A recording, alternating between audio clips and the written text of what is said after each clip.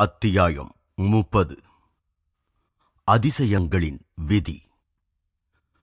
சிறந்த நாவலாசிரியரான Leo Tolstoy the three hermits என்ற ஓர் அழகான கிராமிய கதை எழுதியுள்ளார். அவருடைய நண்பரான நிக்கோலஸ் ரோரிக் என்பவர் அதை பின்வருமாறு சுருக்கி உரைத்துள்ளார்.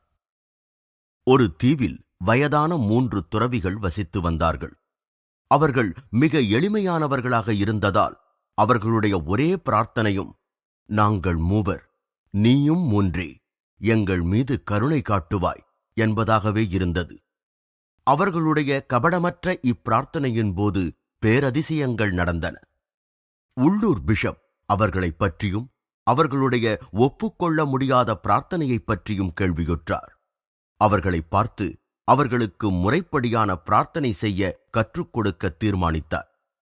அவர் அத்தீவை அடைந்து அத்துறவியர்களிடம், ஆண்டவனிடம் அவர்களுடைய முறையீடு பெருமைக்கு உகந்த முறையில் செலுத்தப்படவில்லை என கூறி வழக்கமான அநேக பிரார்த்தனைகளை அவர்களுக்கு கற்றுக் கொடுத்தார். பிறகு அந்த பிஷப் ஒரு படகில் திரும்பினார். அவர் ஒரு பிரகாசமான ஒளி படகை தொடர்வதைக் கண்டார். அது அருகில் வந்ததும் அம்மூன்று துறவிகளும் பிணைத்த கைகளுடன் படகை முந்தும் நோக்கத்துடன் அலைகளின் மேல் ஓடி வருவதைக் கண்டார். நீங்கள் கற்பித்த பிரார்த்தனைகளை நாங்கள் மறந்துவிட்டோம். அவர்கள் அந்த பிஷப்பை நெருங்கியதும் கூவினார்கள், உங்களை மறுபடியும் அவைகளை சொல்லும்படி கேட்பதற்காக ஓடோடி வருகிறோம். திகைப்படைந்த அந்த பிஷப் தலையை அசைத்தார். அன்பர்களே, உங்களுடைய பழைய பிரார்த்தனையே தொடரட்டும் என்று பணிவுடன் கூறினார்.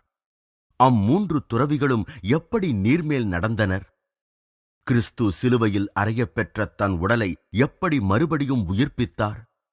லாகிரி மகாசயரும் ஸ்ரீ யுக்தேஸ்வரும் அவர்களுடைய அதிசயங்களை எப்படி நிகழ்த்தினார்கள்? அணுயுகத்தின் வருகையினால் உலக மனத்தின் எல்லை திடீரென்று விரிவடைந்து விட்டாலும் நவீன விஞ்ஞானத்தில் இவைகளுக்கு இன்னும் விடையில்லை. மனிதனுடைய அகராதியில் அசாத்தியம் என்ற சொல்லின் முக்கியத்துவம் குறைந்து வருகிறது.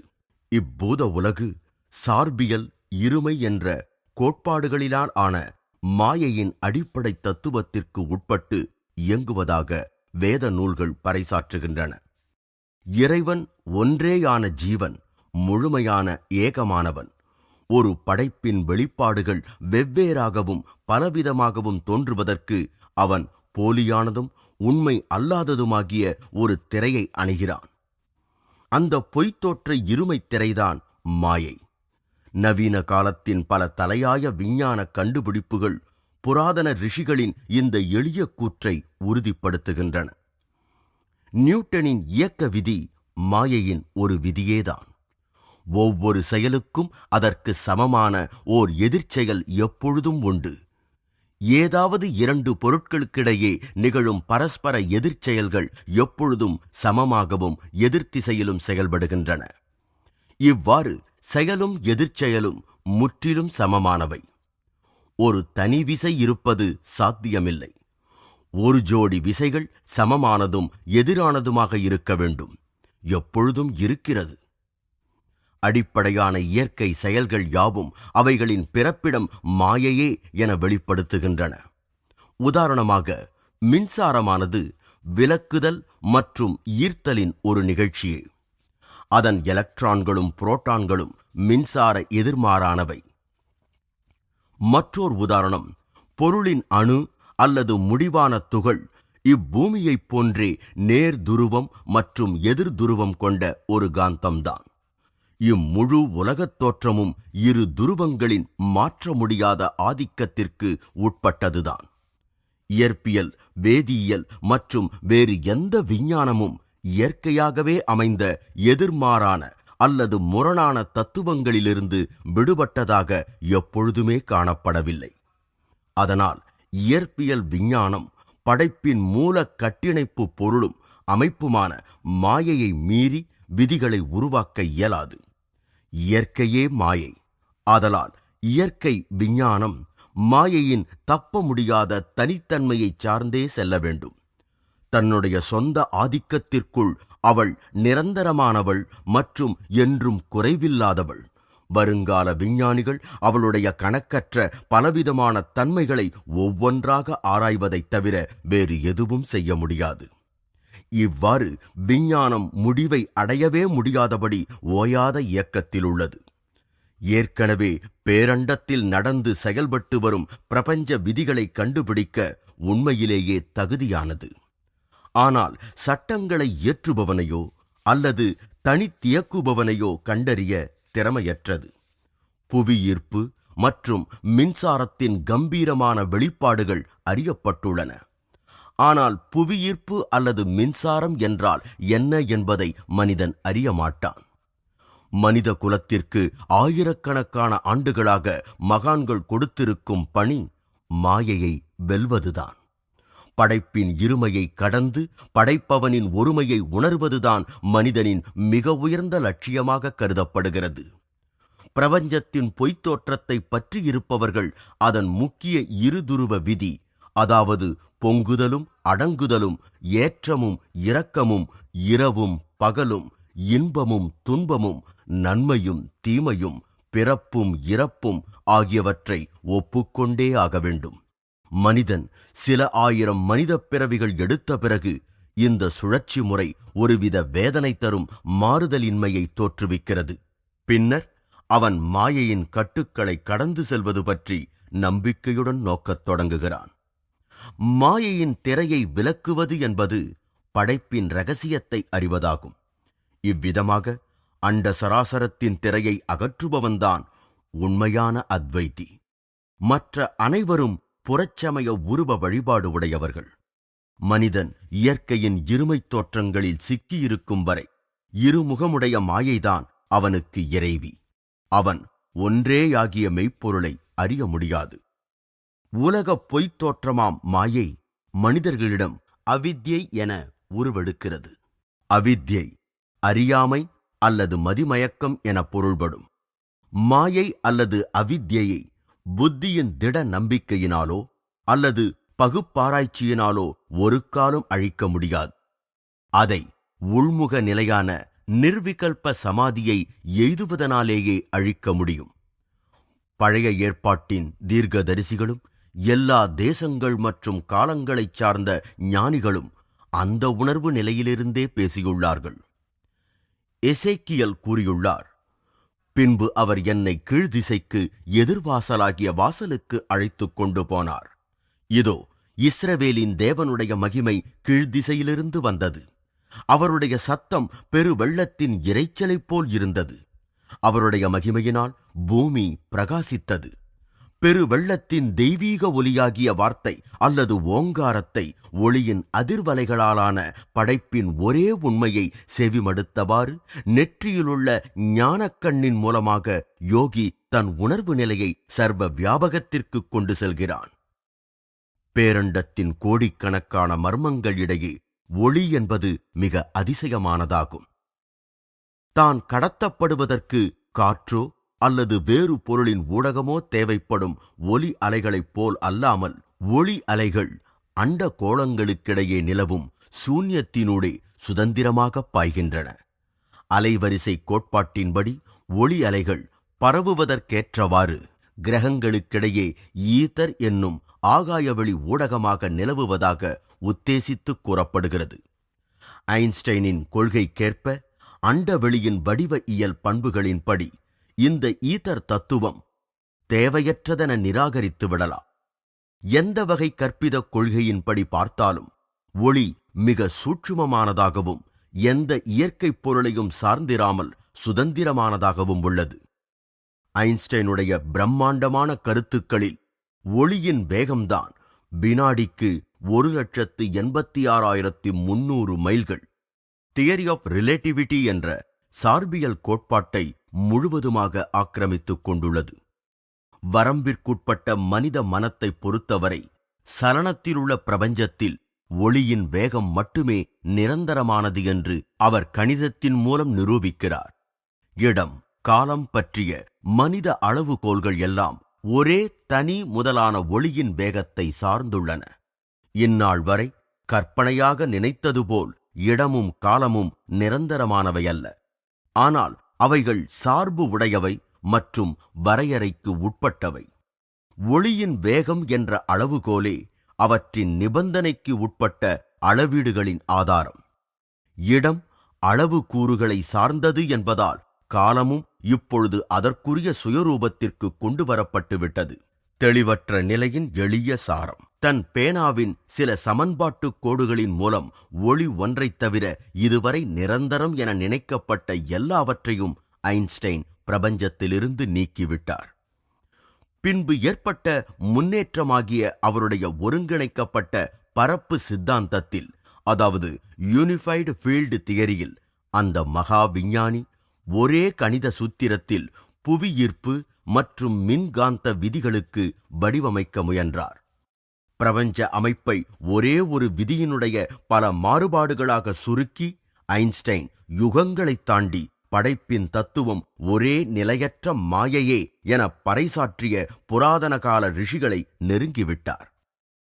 இச்சகாப்தத்தின் முக்கிய சித்தாந்தமான சார்பியல் கோட்பாட்டின் வாயிலாக முடிவான அணுவை ஆராய்வதற்கு தகுந்த கணித சாத்தியங்கள் உருவாகியுள்ளன. இப்பொழுது மகா விஞ்ஞானிகள் அணு என்பது பொருள் அல்ல, ஆனால் சக்தியே. அது மட்டுமல்ல, அந்த அணுசக்தி அடிப்படையில் மன மூலப்பொருளே என்று துணிவுடன் வலியுறுத்துகின்றனர். சர் ஆர்தர் ஸ்டான்லி எடிங்டன் என்பவர் தன்னுடைய the nature of the physical world என்ற புத்தகத்தில் இயற்பியல் விஞ்ஞானம் ஒரு நிழல் உலகுடன் சம்பந்தப்பட்டிருக்கிறது என தெள்ளத் தெளிய உணர்ந்திருப்பது மிக்க குறிப்பிடத்தக்க முன்னேற்றங்களில் ஒன்று என எழுதுகிறார். இயற்பியல் உலகில் நாம் பழக்கமான வாழ்க்கை எனும் நாடகத்தில் நிழல் உருவ படக்காட்சியை காண்கிறோம். நிழலாகிய என் முழங்கை நிழலாகிய மேஜையின் மேல் இருக்கிறது. அதேபோல நிழலாகிய மை நிழலாகிய காகிதத்தின் மேல் பாய்கிறது. இவையெல்லாம் அடையாளச் சின்னமானவையே. இயற்பியல் விஞ்ஞானியும் அதை ஒரு சின்னமாகவே விட்டுவிடுகிறான். பிறகு ரசவாதியான மனது அந்த சின்னங்களை மாறுபடுத்துகிறது. பக்குவமற்ற வகையில் முடிவை கூற வேண்டுமெனில் உலகத்தின் மூலப்பொருள் மன மூலப்பொருளே. சமீபத்தில் உருவாக்கப்பட்ட ஒரு மின்னணு உருப்பெருக்கியின் மூலம் அணுக்கள் ஒளிமயமானவை என்பதும் இயற்கையின் தப்ப முடியாத இருமை தத்துவமும் நிச்சயமான முறையில் நிரூபிக்கப்பட்டுவிட்டன. 1937 நடந்த விஞ்ஞான முன்னேற்றத்திற்கான அமெரிக்க சபையின் ஒரு கூட்டத்தில் மின்னணு உருப்பெருக்கியை இயக்கிக் காட்டியதைப் பற்றி நியூயார்க் டைம்ஸ் என்ற பத்திரிகை பின்வரும் அறிக்கையை வெளியிட்டது. டங்ஸ்டனின் படிக அமைப்பு எக்ஸ்ரேக்கள் மூலமாக மறைமுகமாகவே இந்நாள் வரை அறியப்பட்டு வந்தது. ஆனால் ஒளியுமிழ் திரையில் அதன் அமைப்பு மிக தெளிவாக வெளியாயிற்று. அதன் 9 அணுக்களும் ஒவ்வொரு மூலையில் ஓர் அணுவும் மத்தியில் ஓர் அணுவுமாக அமைந்த கனசதுர சட்ட வெளியில் தமக்குரிய சரியான இடங்களில் தோன்றின. டங்ஸ்டன் அணுக்கள் படிக சட்டத்தில் வடிவியல் கணித முறைப்படி அமைக்கப்பட்ட ஒளி புள்ளிகளாக ஒளியுமிழ் திரையில் தோற்றமளித்தன. இந்த கனசதுர ஒளிப்படிகத்திற்கு எதிராக மோதும் காற்றின் மூலக்கூறுகள் நீரின் அலையசைவில் மின்னும் சூரிய ஒளிப்புள்ளிகளைப் போல் நடனமாடும் ஒளிப்புள்ளிகளாக காணப்பட்டன. மின்னணு உருப்பெருக்கியின் தத்துவம் முதலில் 1927 நியூயார்க் பெல் டெலிபோன் ஆய்வகங்களைச் சேர்ந்த டாக்டர்கள் கிளின்டன் ஜே டேவிசன் மற்றும் லெஸ்டர் ஹெச் ஜெர்மர் என்பவர்களால் கண்டுபிடிக்கப்பட்டது. அவர்கள் மின் அணு ஒரு துகள் மற்றும் அலையின் குணங்களைப் பெற்ற இரட்டை பண்புடையது என கண்டார்கள். அலைத்தன்மை மின் அணுவிற்கு ஒளியின் சிறப்பு பண்பை கொடுத்தது. எனவே ஒரு ஆடியின் மூலம் ஒளிக்கதிர்களை ஒருமுனைப்படுத்துவது போல் மின் அணுக்களை ஒருமுனைப்படுத்தும் வழிகள் ஆராயப்பட்டன. மின் அணுவின் ஜெக்கில் ஹைட் பண்பை, அதாவது பௌதீக இயற்கையின் முழு பரப்பும் இரட்டை பண்புடையதாக இருப்பதை கண்டுபிடித்ததற்காக டாக்டர் டேவிசன் இயற்பியலில் நோபல் பரிசு பெற்றார். சர் ஜேம்ஸ் ஜீன்ஸ் அவருடைய த மிஸ்டீரியஸ் யூனிவர்ஸ் என்ற நூலில் குறிப்பிடுகிறார், அறிவின் நீரூற்று இயந்திரத்தன்மையல்லாத ஓர் உண்மையை நோக்கி சென்று கொண்டிருக்கிறது. பிரபஞ்சம் ஒரு பெரிய இயந்திரம் போல் அல்லாமல் ஒரு பெரிய எண்ணம் போல் தோற்றமளிக்கத் தொடங்கியுள்ளது. இவ்வாறு 20வது நூற்றாண்டின் விஞ்ஞானம் புராதன வேதங்களின் ஒரு பக்கத்தைப் போல் ஒலிக்கிறது. அப்படியானால், அப்படித்தான் இருக்க வேண்டுமானால், பூத உலகே இல்லை என்னும் தத்துவ உண்மையை மனிதன் விஞ்ஞானத்திலிருந்தே அறிந்து கொள்ளட்டும். அதன் ஊடும் பாவும் மாயையே, பொய்த்தோற்றமே. பகுப்பாராய்ச்சியின் போது உண்மை எனத் தோன்றும் அதன் காணல் நீர்களெல்லாம் மறைந்துவிடும். உறுதியானதென்று நம்பிய மண்ணுலகின் ஆதாரமெல்லாம் ஒவ்வொன்றாக அவனடியில் நிலைகுலையும் போது மனிதன், என்னையன்றி உனக்கு வேறே தேவர்கள் உண்டாயிருக்க வேண்டாம் என்ற தெய்வக் கட்டளையை மீறி உருவ வழிபாட்டில் நம்பிக்கை கொண்டிருப்பதை மங்கலாகக் காண்கிறான்.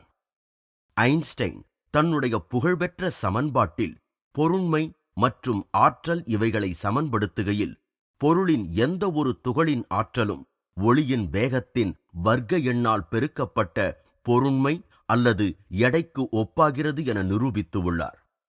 பொருளின் துகள்களை அழிப்பதாலேயே அணுசக்திகள் வெளிப்படுகின்றன. பொருளின் இறப்பே அணுயுகத்தின் பிறப்பு. ஒளியின் வேகம் ஓர் கணித திட்ட அளவு அல்லது மாறிலி என்பது அது வினாடிக்கு 1,86,300 மைல்கள் எனும் தனி மதிப்புடையது என்பதால் அல்ல. ஆனால் எந்த ஒரு பொருளின் பொருண்மை அதன் வேகத்துடன் அதிகரிக்கிறதோ அது ஒளியின் வேகத்தை அடையவே முடியாது என்பதால்தான். மற்றொரு விதமாக கூறினால், எந்த பொருளின் பொருண்மை எல்லையற்றதோ அப்பொருளே ஒளியின் வேகத்தை பெற முடியும். இந்த கருத்துதான் நம்மை அதிசயங்களின் விதிக்கு அழைத்துச் செல்கிறது. தங்கள் உடலையும் மற்ற பொருட்களையும் உருவாக்கவும் அல்லது உருவழிக்கவும், ஒளியின் வேகத்தில் செல்லவும் மற்றும் படைக்கும் திறன் உள்ள ஒளி கதிர்களைக் கொண்டு எந்த உருவத்தையும் ஒரு கணத்தில் வெளிக்கொணரவும் திறன் பெற்ற மகான்கள் இந்த விதிமுறை நிபந்தனையை நிறைவேற்றியிருக்கிறார்கள். அதாவது, அவர்களின் பொருண்மை எல்லையற்றது. பூரணத்துவம் அடைந்த ஒரு யோகியின் உணர்வு நிலை குறுகிய உடலுடன் ஒன்றாமல் எளிதாக பிரபஞ்சத்தின் அமைப்புடன் ஒன்றிவிடுகிறது. ஈர்ப்பு சக்தி நியூட்டனின் விசையானாலும் சரி அல்லது ஐன்ஸ்டைனின் அசைவற்ற நிலையின் வெளிப்பாடானாலும் சரி, எடைப்பண்பை வெளிப்படுத்துமாறு ஒரு மகானை கட்டாயப்படுத்தும் வலிமையற்றதாகிறது. எடைப்பண்பானது எல்லா பொருள்களிலும் விசேஷமாக அமைந்துள்ள ஈர்ப்பு நிலை. தன்னை எங்கும் நிறைந்த ஆத்மாவாகவே அறிந்தவன் காலம், இடம் இவைகளைப் பற்றிய உடலின் கட்டுப்பாடுகளுக்கு என்றுமே ஆட்படமாட்டான். தலைப்படுத்தும் வளையங்களெல்லாம் நானே அவன் என்ற கரைப்பானில் கரைந்து விடுகின்றன. வெளிச்சம் உண்டாகக் கடவது, வெளிச்சம் உண்டாயிற்று. இந்த அண்டத்தின் படைப்பில் இறைவனின் முதல் கட்டளை படைப்பிற்கு அத்தியாவசியமான ஒளியைக் கொணர்ந்தது. இந்த சடப்பொருள் அல்லாத சாதனத்தின் கதிர்க்கற்றைகளால் எல்லா தெய்வீக தோற்றங்களும் நிகழ்கின்றன. ஒவ்வொரு யுகத்திலும் பக்தர்கள் கடவுளை ஒளியாகவும் தீச்சுடராகவும் தோன்றுவதாக உறுதி கூறுகிறார்கள். புனித யோவான் நமக்கு சொல்லுகிறார், அவருடைய கண்கள் அக்கினி ஜுவாலையைப் போல் இருந்தது. அவருடைய முகம் வல்லமையாய் பிரகாசிக்கின்ற சூரியனைப் போலிருந்தது. எந்த யோகி முழுமையான தியானத்தின் மூலம் தன் உணர்வை படைத்தவனுடன் ஒன்றச் செய்கிறானோ அவன் இப்பிரபஞ்சத்தின் சாரத்தையே ஒளியாக உணர்கிறான். அவனுக்கு நீரை உண்டாக்கும் ஒளிக்கதிர்களுக்கும் நிலத்தை உண்டாக்கும் ஒளிக்கதிர்களுக்கும் இடையே எந்த வித்தியாசமும் இல்லை. பொருளின் உணர்விலிருந்தும் இடத்தின் முப்பரிமாணங்களிலிருந்தும் 4வது பரிமாணமாகிய காலத்திலிருந்தும் விடுபட்டவனாய் ஒரு மகான் தனது ஒளிமயமான உடலை மிக சுலபமாக நிலம், நீர், நெருப்பு, காற்று ஆகியவற்றின் ஒளிக்கதிர்கள் ஊடாகவும் அல்லது மேலாகவும் செலுத்த வல்லவனாகிறான். ஆகையினால் உன் கண் ஒன்றேயாகில் உன் சரீரம் முழுதும் ஒளிமயமாகும். முக்தியளிக்கும் திறன் உடைய ஞானக் கண்ணின் மீது நீண்டகாலம் ஒருமுகப்படுத்தப்பட்ட தியானம் யோகியை பொருள் மற்றும் அதனுடைய ஈர்ப்பு சக்தியினால் ஏற்படும் எடை ஆகியவற்றைப் பற்றிய எல்லா மாயத் தோற்றங்களையும் அழிக்க வல்லவனாக்குகிறது. அவன் பிரபஞ்சத்தை கடவுள் படைத்தவாறே காண்கிறான். அடிப்படையில் மாறுபாடில்லாத ஒளி வெள்ளமாகவே. Harvard doctor எல்.டி. ட்ரோலாண்ட் கூறுவதாவது, சாதாரண நுண்பதிவுப்பட செதுக்கல்களின் சித்தாந்தத்தின் அடிப்படையில்தான் ஒளி உருவங்களும் உண்டாக்கப்படுகின்றன. அதாவது அவைகள் கண்ணில் பதிவாகாத அளவிற்கு சிறு புள்ளிகளாலும் கோடுகளாலுமே உண்டாக்கப்பட்டுள்ளன. நம் விழித்திரையின் நுண்ணுணர்வானது எவ்வளவு சக்தி வாய்ந்ததெனில் சரியான விதத்தில் பாயும் சிறு ஒளி கூட பார்வை உணர்ச்சியை உண்டாக்க முடியும். படைப்பின் சாரமே ஒளிதான் என்பதை உணர்ந்து கொண்ட எந்த மனிதனாலும் அதிசயங்களின் விதிமுறையை செயல்படுத்த முடியும். ஒளியின் அதிசயத்தை பற்றிய தன் தெய்வீக அறிவை பயன்படுத்தி எங்கும் நிறைந்த ஒளி அணுக்களை நினைத்த மாத்திரத்தில் தெரியக்கூடிய உருவங்களாக வெளிப்படுத்தும் திறனை ஒரு மகான் பெற்றிருக்கிறார். வெளிப்படுத்தப்படும் உருவம் எதுவாக வேண்டுமானாலும், அது ஒரு மரமாகவோ மருந்தாகவோ அல்லது ஒரு மனித உடலாகவோ இருக்கலாம். அந்த யோகியின் விருப்பத்தையும் அவருடைய இச்சா சக்தியையும் உருவக கற்பனை சக்தியையும் பொறுத்திருக்கிறது. இரவு நேரத்தில் மனிதன் தன்னை தினமும் சுற்றி வளைத்துக் கொண்டிருக்கும் பொய்யான அகங்காரத்தின் வரையறைகளிலிருந்து விடுபட்டு ஒரு கனவு நிலை உணர்வினை எய்துகிறான். உறக்கத்தில் அவன் மனத்தின் சர்வ வல்லமையின் காட்சியை மீண்டும் மீண்டும் காண்கிறான். ஆகா, கனவில் வெகு நாட்களுக்கு முன் இறந்த தன் நண்பர்கள் தோன்றுகின்றனர். எங்கோ தொலைவில் உள்ள கண்டங்கள் மற்றும் தன் குழந்தை பருவத்தின் உயிர்ப்பிக்கப்பட்ட காட்சிகள் தோன்றுகின்றன. அந்த சுதந்திரமானதும் நிபந்தனையற்றதுமான உணர்வு நிலை கடவுளுடன் ஒன்றிய ஒரு யோகியின் நிரந்தரமான மனநிலையாகும். அது எல்லா மனிதர்களும் அவர்களுடைய சில கனவுகளில் சுருக்கமாக அனுபவிக்கும் உணர்வுதான்.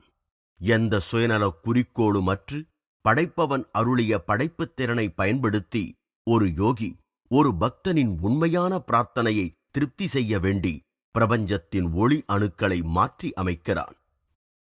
பின்பு தேவன் நமது சாயலாகவும் நமது ரூபத்தின்படியேயும் மனுஷனை உண்டாக்குவோமாக. அவர்கள் சமுத்திரத்தின் மச்சங்களையும் ஆகாயத்து பறவைகளையும் மிருக ஜீவன்களையும் பூமி அனைத்தையும் பூமியின் மேல் ஊறும் சகல பிராணிகளையும் ஆளக்கடவர்கள் என்றார். அந்த நோக்கத்துடன் தான் மனிதனும் படைப்பும் உண்டாக்கப்பட்டன.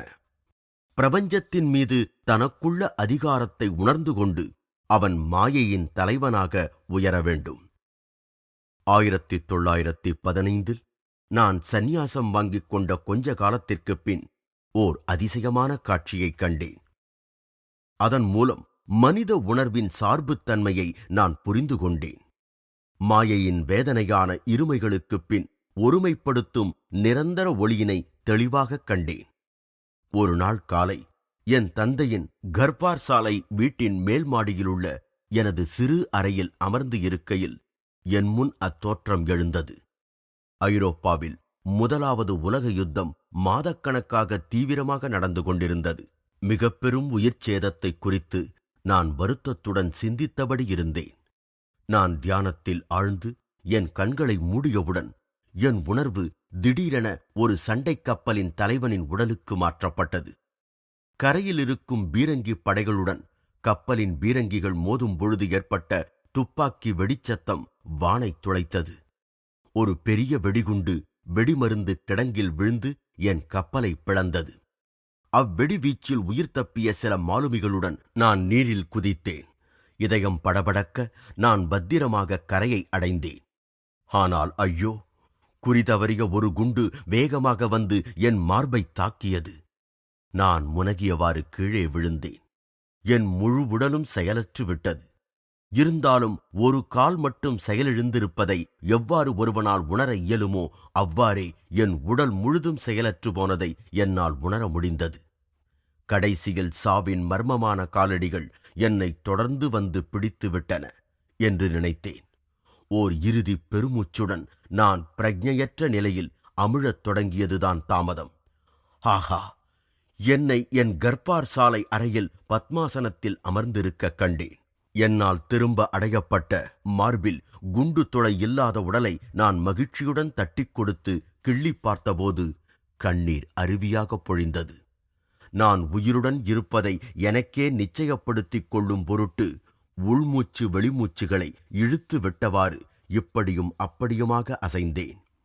அந்த சுய பாராட்டுதல்களுக்கு இடையில் மறுபடியும் என் பிரக்ஞை இரத்தக் கரை படர்ந்த கடற்கரையில் இறந்து கிடந்த கப்பல் தலைவனின் உடலுக்கு மாற்றப்பட்டது. என் மனத்தில் ஒரே குழப்பம். இறைவா, நான் உயிருடன் இருக்கிறேனா அல்லது இறந்து விட்டேனா என வேண்டினேன். கண்ணை கூச வைக்கும் ஓர் ஒளிப்பிழம்பு தொடுவானம் முழுவதையும் நிரப்பிற்று. ஒரு மென்மையாக குமுறும் அதிர்வலை சொற்களாக உருவெடுத்தன. வாழ்விற்கும் சாவிற்கும் ஒளியுடன் என்ன சம்பந்தம்? நான் உன்னை என் ஒளியின் பிரதிபிம்பமாகவே படைத்துள்ளேன். சார்பு தன்மைகளான பிறப்பும் இறப்பும் பிரபஞ்ச கனவுலகிற்கே உரியன. கனவற்ற உன் இருப்பைக் காண்பாய். எழு என் குழந்தாய், எழு. மனிதனின் விழிப்புணர்ச்சியின் படிகளாக இறைவன் விஞ்ஞானிகளை சரியான சமயத்தில் சரியான இடத்தில் தன் படைப்பின் ரகசியங்களை கண்டுபிடிக்க தூண்டுகிறார். பல நவீன கண்டுபிடிப்புகள் மனிதன் பிரபஞ்சத்தை ஒரே சக்தியின் தெய்வீக அறிவினால் வழிநடத்தப்படும் ஒளியின் பல பல காட்சிகளாக புரிந்து கொள்ள உதவுகின்றன. திரைப்படம், வானொலி, தொலைக்காட்சி, ராடார், புகைப்பட மின்கலம், அணுசக்திகளின் திகைக்க வைக்கும் மின்சார கண் ஆகிய எல்லா அற்புதங்களுமே ஒளியின் மின்காந்த தன்மையை ஆதாரமாக கொண்டவை. திரைப்படக்கலை எந்த அதிசயத்தையும் காட்டும் திறன் பெற்றது. மனத்தில் பதியும்படி காணும் காட்சியின் நோக்கிலிருந்து எந்த அதிசயமும் புகைப்பட தந்திரங்களுக்கு அப்பாற்பட்டது இல்லை. ஒரு மனிதனை சாதாரண ஸ்தூல உருவத்திலிருந்து ஒரு தெளிவான சூட்சும உடலாக வெளிப்படுவதைக் காணலாம். அவன் நீரில் நடக்கலாம், இறந்தவரை உயிர்ப்பிக்கலாம், முன்னேற்றங்களின் இயற்கை நியதியை திசை திருப்பலாம், இடம் மற்றும் காலத்தில் பேரழிவை ஏற்படுத்தலாம்.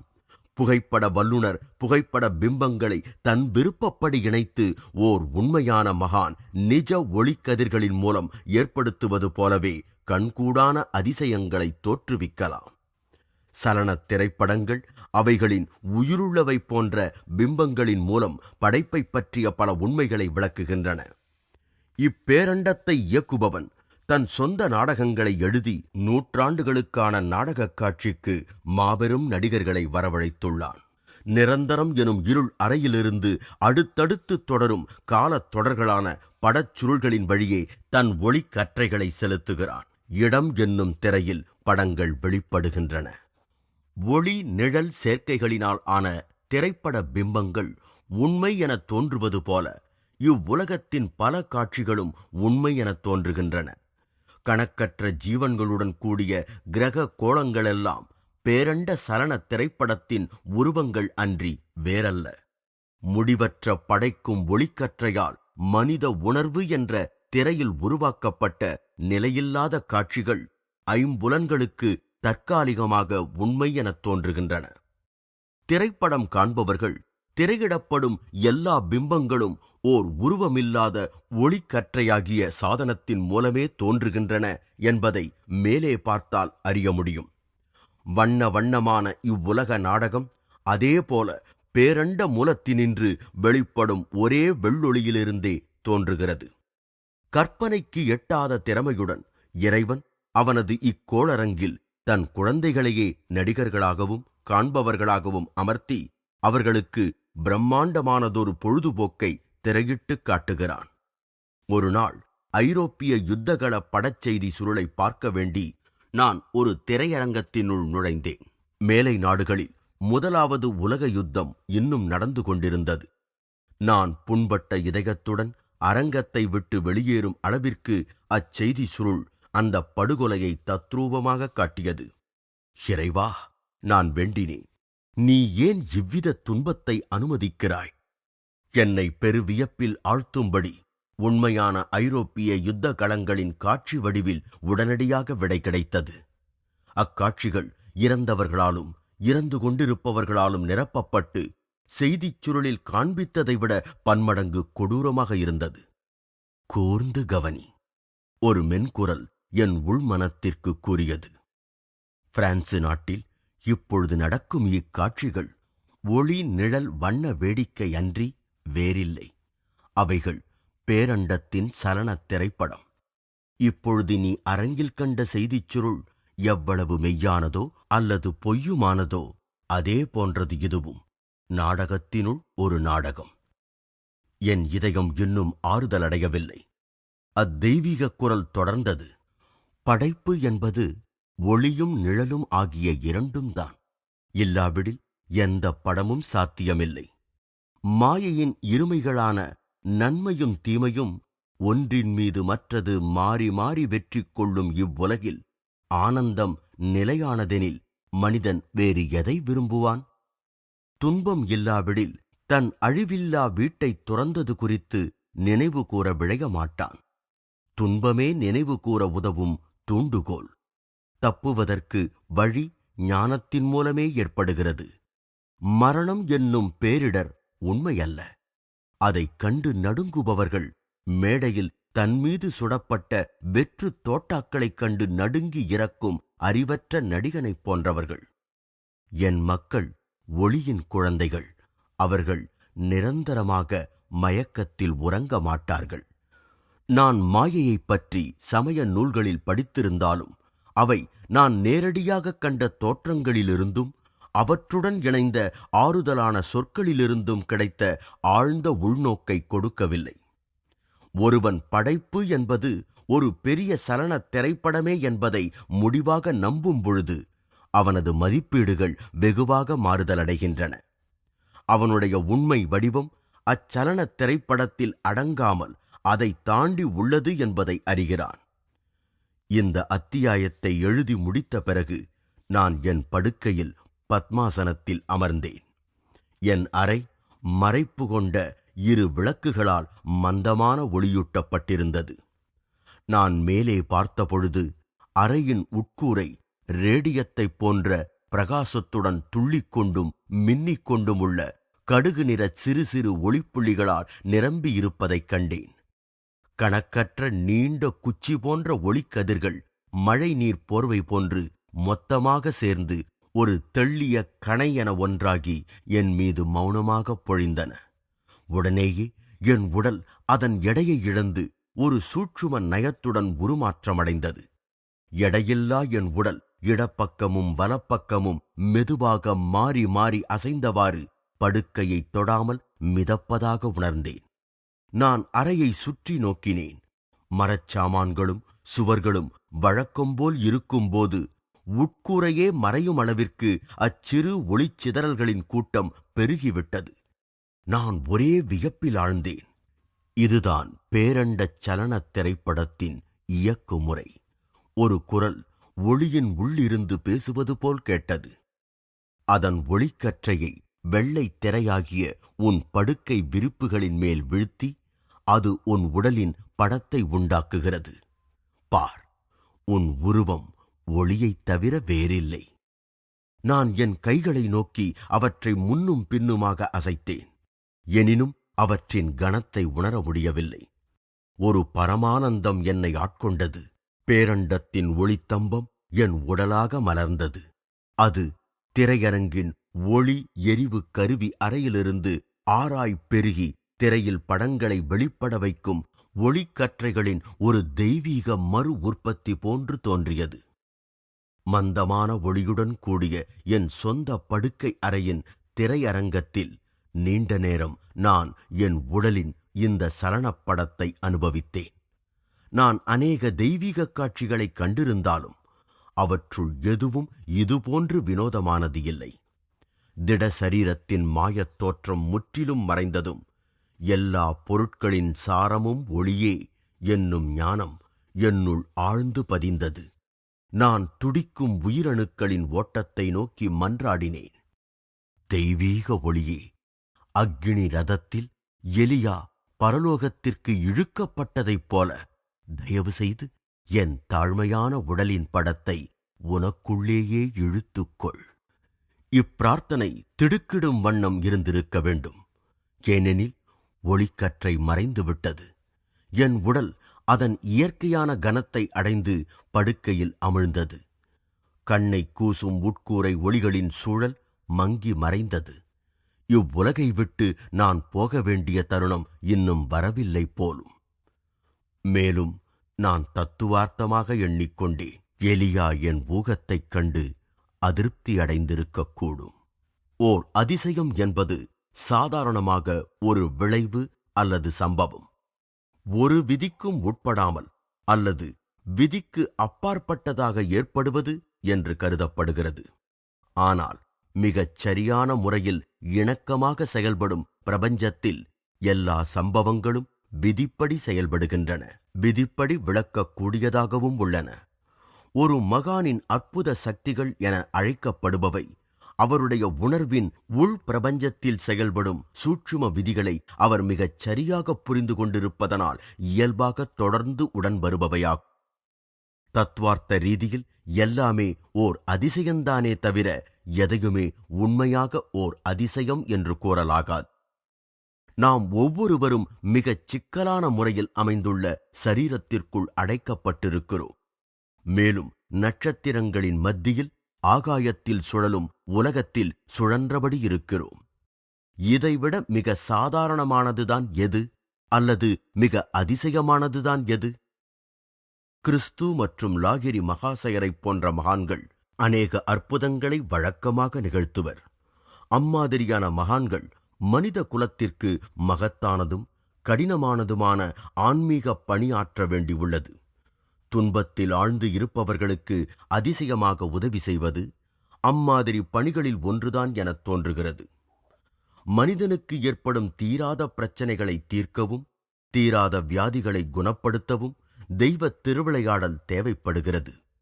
கிறிஸ்துவிடம் கபர்னியம் என்ற இடத்தில் சாகும் தருவாயில் இருக்கும் தன் மகனை குணப்படுத்தும்படி ஓர் உயர்குடிமகன் கேட்டபொழுது இயேசு வறண்ட நகைச்சுவையுடன், நீங்கள் அடையாளங்களையும் அற்புதங்களையும் காணாவிட்டால் விசுவாசிக்க மாட்டீர்கள் என்றார். ஆனாலும் கூடவே கூறினார், நீ போகலாம், உன் குமாரன் பிழைத்திருக்கிறான். இது பைபிளின் மேற்கோள். இந்த அத்தியாயத்தில் நான் மாயையின் வெளி உலகங்களின் அடிப்படையாக உள்ள பொய்த்தோற்றத்தின் மந்திர சக்தி வேதாந்த விளக்கத்தை கூறியிருக்கிறேன். அணு பொருள் என்பதில் உண்மையில்லாத ஒரு மந்திர சக்தி பரவியிருப்பதை மேற்கத்திய விஞ்ஞானம் ஏற்கனவே கண்டுபிடித்துள்ளது. இருந்தபோதிலும் இயற்கை மட்டுமல்லாமல் மனிதனும் கூட அவனுடைய நிலையற்ற தன்மையில் மாயைக்கு சார்பியல் தத்துவம், வேறுபாடு, இருமை, தலைகீழ் மாற்றம் மற்றும் எதிர்மறையான நிலைகளுக்கு உட்படுகிறான். மாயையைப் பற்றிய உண்மை ரிஷிகளால் மட்டுமே அறிந்து கொள்ளப்பட்டிருந்தது என்று கற்பனை செய்யக்கூடாது.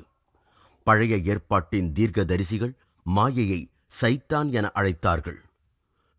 ஹீப்ரு மொழியில் அதன் அர்த்தம் பகைவன். கிரேக்க சாசனம் சைத்தான் என்பதற்கு சரியாக டயபாலஸ் அல்லது பிசாசு என்ற சொல்லை உபயோகப்படுத்துகிறது. சைத்தான் அல்லது மாயை என்பது உருவமற்ற ஒரே உண்மையை மறைக்க வேண்டி பற்பல உருவங்களை பெருக்க வைக்கும் பிரபஞ்சத்தின் மந்திரவாதியாகும். இறைவனின் திட்டத்திலும் திருவிளையாடலிலும் மாயை அல்லது சைத்தானின் ஒரே வேலை என்னவெனில், மனிதனை ஆத்மார்த்தத்திலிருந்து லௌகீக விஷயங்களுக்கும் உண்மையிலிருந்து பொய்மைக்கும் திசை திருப்புவதுதான்.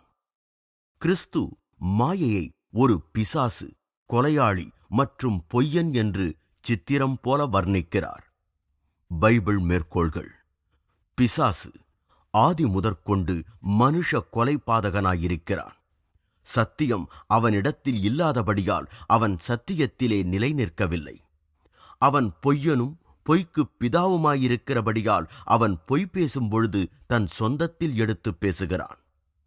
பிசாசானவன் ஆதி முதல் பாவம் செய்கிறான். பிசாசினுடைய கிரியைகளை அழிக்கும்படிக்கே தேவனுடைய குமாரன் வெளிப்பட்டான். மனிதனின் சொந்த இருப்பிலேயே வெளிப்படும் கிறிஸ்து உணர்வானது சுலபமாக பொய்த் தோற்றங்களை, அதாவது பிசாசின் கிரியைகளை அழித்து விடுகிறது. மாயையானது ஆதி முதற்கொண்டே இருந்து வந்துள்ளது. ஏனெனில் அது வெளி உலகங்களின் அமைப்பிலேயே இயற்கையாக அமைந்துள்ளதாகும். இவைகள் தெய்வீகமான நிரந்தரத்தன்மைக்கு மாறுபாடான வகையில் என்றுமே நிலையில்லாமல் மாறுதல் அடைந்து கொண்டே இருப்பவையாகும்.